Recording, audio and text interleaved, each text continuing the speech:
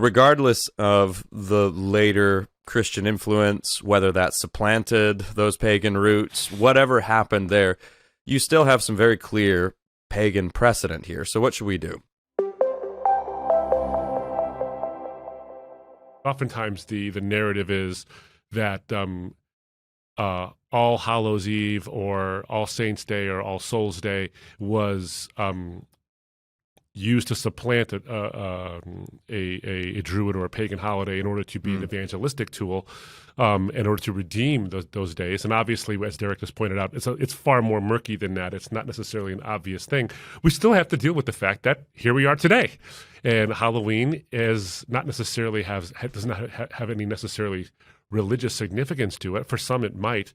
I'm thinking of people who practice Wicca or these kind of things.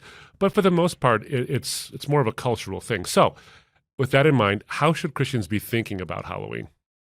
Yeah, let's think also along the lines of how such a strange celebration has become so popular in the United States as well. Yeah, that's absolutely. Weird. Yeah, that's weird. And I've often wondered about that. And Halloween, I don't know if you two have noticed this, but Halloween is more popular than it has ever been. It has become a major commercial holiday now. And this is a recent development, by the way. So it is now almost neck and neck with Christmas. So that's pretty remarkable. And I actually have some thoughts on why that might be as well. But initially, again, the history here is a little bit murky, a bit cryptic, but around the second half of the 19th century, here are the facts that anybody can look up, but I think that they're pertinent here and they're going to be helpful. But second half of the 19th century, a lot of European immigration is happening here in the United States. Think particularly of Irish people coming because of the potato famine. And they carry some of these traditions with them, the Samhain traditions. And again, through a strange kind of amalgamation, America is the great melting pot, right? Is it not?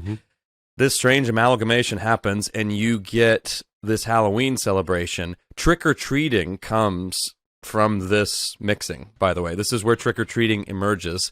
And I think it's around the 1920s, maybe the 1930s, where Halloween is recognized as a kind of celebration, a kind of holiday, but it's also, they try to target it more, the government tries to target it more to children because apparently vandalism was becoming a problem.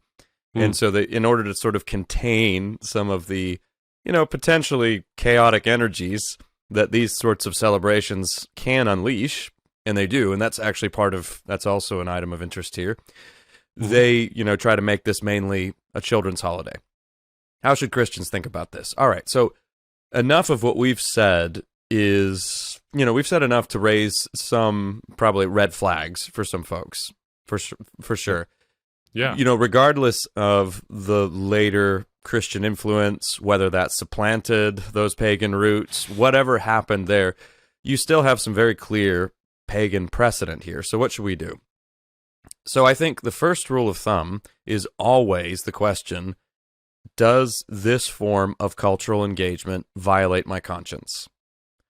So if it does, there's a very clear answer here. Don't violate your conscience. I like what Professor John Lennox says about your conscience. It is an outpost of God's government.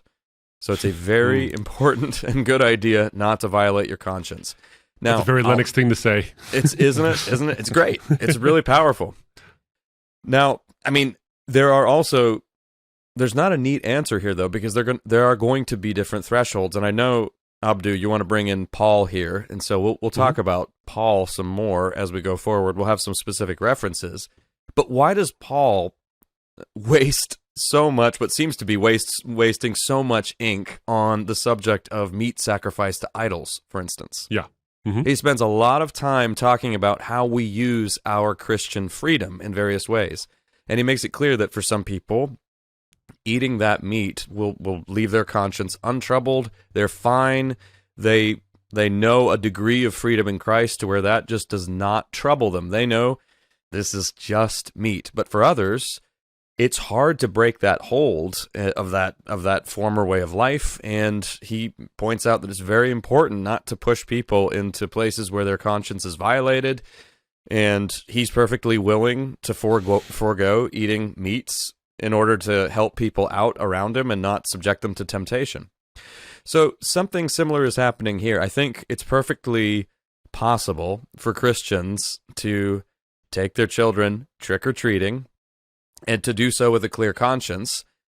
But I also think it's important to navigate that with some just wisdom and discretion, because there are other people who may have very strong feelings about it. Some of you who are listening may have some very strong feelings given what I've just said, and we need to take that seriously as an act not only of courtesy, but truly of neighborly love. So I think those two principles are where I would start. How to, examine your own heart and your conscience, and then think about your neighbor. Those need to be two guiding principles, I think, as we consider the question of our cultural engagement with Halloween specifically.